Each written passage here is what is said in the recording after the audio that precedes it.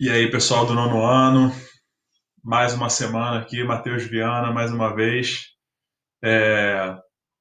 separados mas juntos, não é assim que funciona? É, então vamos nessa. Essa semana a gente vai ver uma parte da genética que é muito importante, muito. Se chama heredograma. A gente vai aprender a construir e a gente vai aprender a analisar o heredograma. Para o vídeo não ficar muito grande, eu vou separar mais uma vez em dois vídeos e esse assunto, o heredograma, ele é muito. Ele pode, mesmo que ele não apareça diretamente numa questão, por exemplo, se você conseguir construir um heredograma, isso vai facilitar muito a sua análise de determinados problemas, de determinadas questões. Tá? É um assunto muito importante, de verdade, e muito recorrente também. Então, quando a gente fala em heredograma, a primeira coisa que a gente tem que entender o que significa é o que é um heredograma, né? Não adianta você querer construir e analisar algo que você não sabe nem o que é. Então, o heredograma, heredo vem de hereditário mesmo, e grama vem de escrita, de grafia, né? O heredograma é uma forma de escrever a hereditariedade.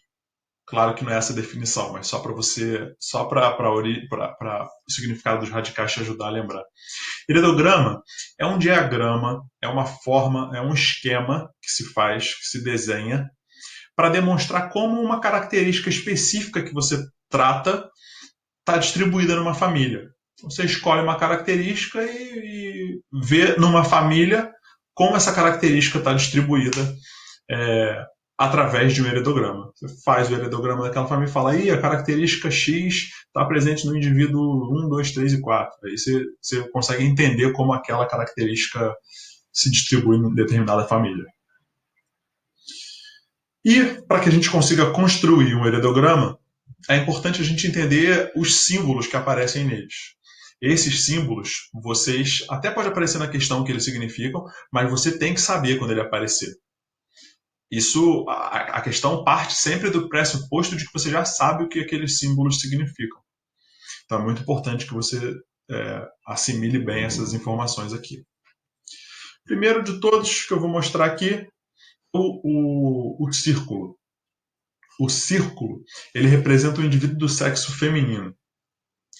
Se esse símbolo, se esse círculo não estiver colorido de branco, significa indivíduo do sexo feminino, que essa mulher não foi afetada, ou não é afetada, ou não tem a característica em questão. Se estiver falando, por exemplo, de albinismo, um círculo em branco significa uma mulher que não tem albinismo. E o homem, o indivíduo do sexo masculino, é representado por um quadrado. Então, indivíduos do sexo feminino são círculos, indivíduos do sexo masculino são quadrados. Não é muito comum, mas aparece de vez em quando, o losango. O losango é um indivíduo de sexo indefinido. O que significa sexo indefinido? Vamos supor que numa questão fala, uma mulher está grávida. A criança nasceu. Se a questão não falar se é menino ou menina, ou se não fizer diferença para a questão, ele é representado no heredograma por um losango. Se ele estiver em branco, é porque é um indivíduo de sexo indefinido, ou que não é importante no momento, que não é afetado por determinada doença. Se esses símbolos apresentarem, forem pintados, é comum, às vezes, em questões, ser chamado de achurado.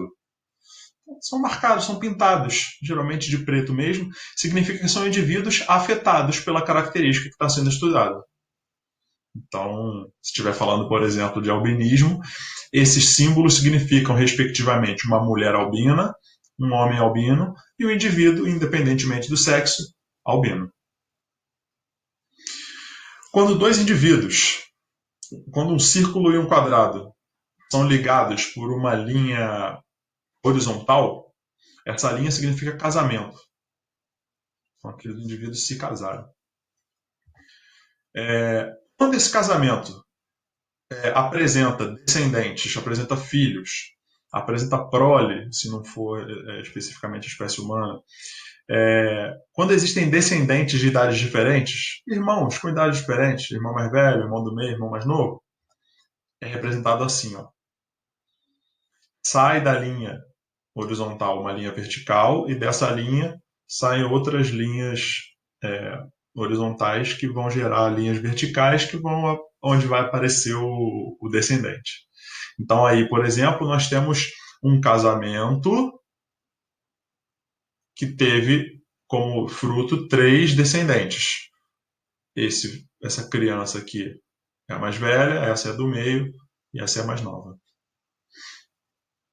Se, em vez de aparecer uma linha só horizontal ligando um círculo a um quadrado, aparecerem duas linhas, isso significa casamento consanguíneo. O que significa um casamento consanguíneo? Entre indivíduos da mesma família. Antigamente era muito comum entre primos. Então, se você tem uma mulher e um homem se casando, se eles forem da mesma família, na hora de representar esse casamento, que se chama casamento consanguíneo, são colocadas duas linhas horizontais ligando os indivíduos. Só que pode acontecer de nascerem filhos gêmeos, de haver descendentes gêmeos, frutos de um casamento. Quando isso acontece, as linhas que vão originar, que vão aparecer para mostrar os gêmeos, saem do mesmo ponto. São duas linhas saindo do mesmo ponto da linha horizontal, assim, ó. Nesse caso, são duas gêmeas, são duas meninas. E como existe essa linha aqui, ó, conectando, essa linha horizontal conectando essas duas gêmeas, essas gêmeas são chamadas de gêmeas monozigóticas, popularmente conhecidas como gêmeas idênticas. Então elas são exatamente iguais, a carga genética delas é exatamente a mesma. Caso não haja essa linha horizontal, ou seja, se isso aqui não estiver aparecendo, que é o caso do outro exemplo aqui, ó, significa que são gêmeos dizigóticos, ou seja, são os não idênticos. Pode ser inclusive de sexo diferente, menino e uma menina. Mas mesmo se forem, por exemplo, duas meninas, vão ser irmãs gêmeas não idênticas, irmãs gêmeas dizigóticas. Esse é um outro símbolo que pode aparecer. Ok, então a gente viu geral, assim, deu uma passada geral. Existem alguns outros símbolos, mas são menos comuns ainda.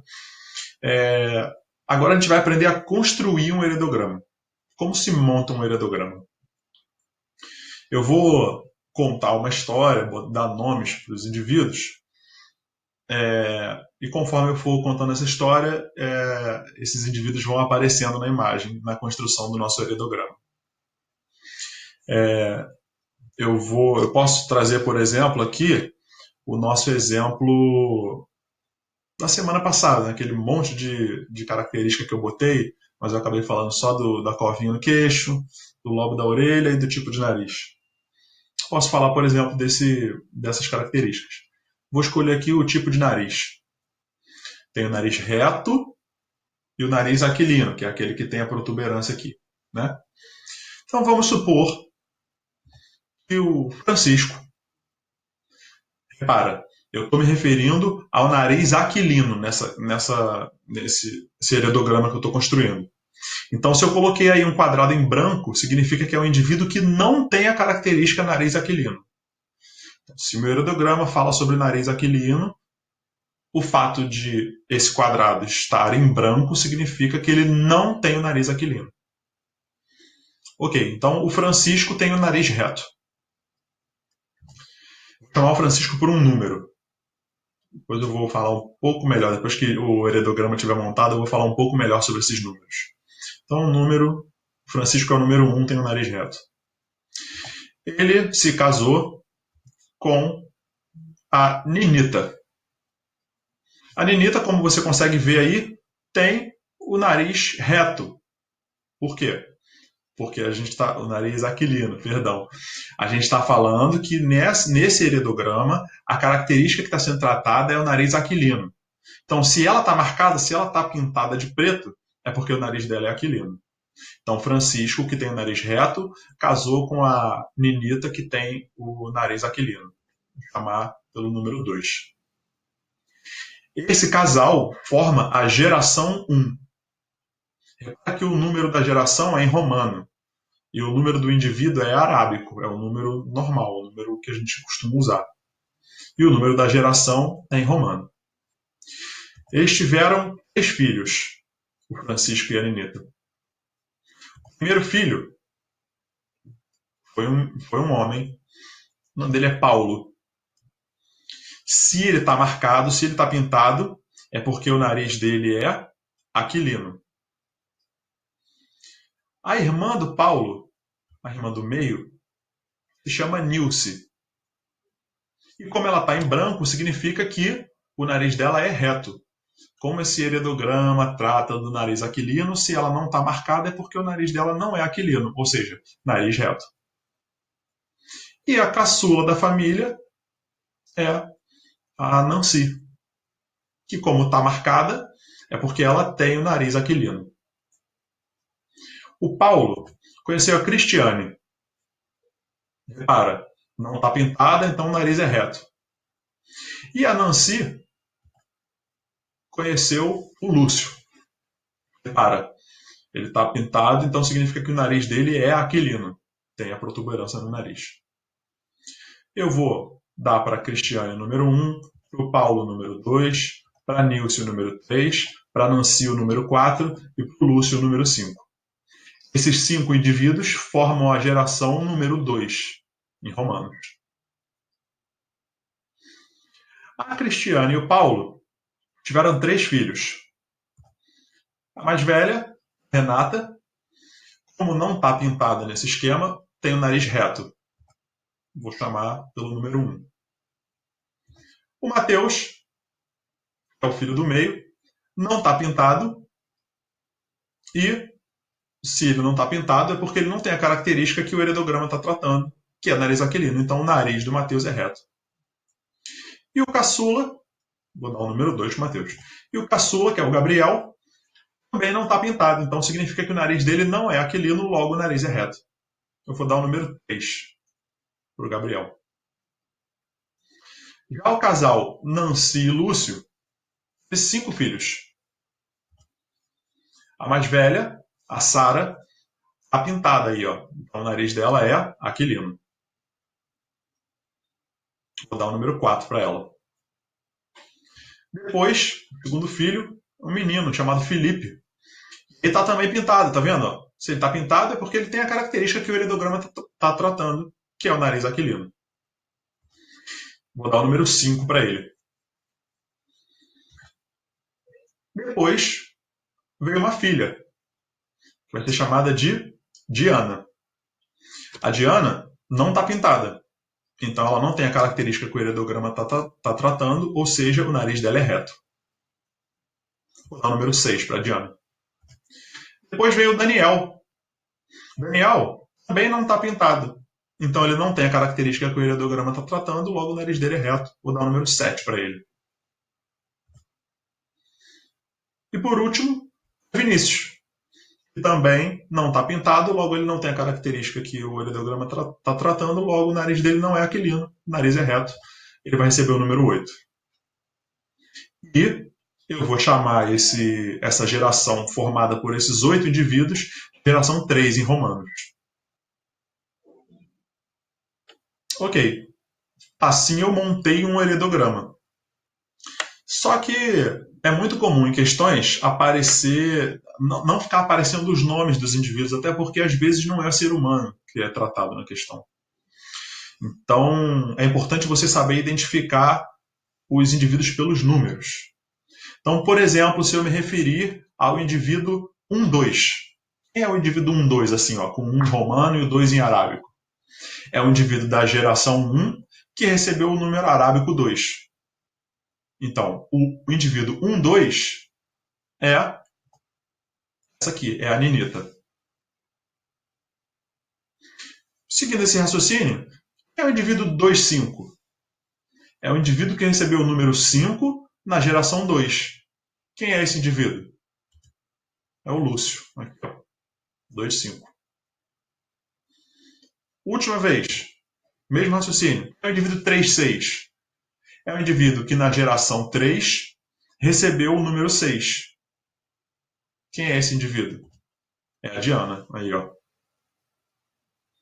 Então, agora você consegue construir um heredograma e você consegue identificar os indivíduos pelos números. Isso é importante ao longo da análise de um heredograma. Então, no próximo vídeo, a gente vai aprender a analisar um heredograma. Até a próxima. Obrigado.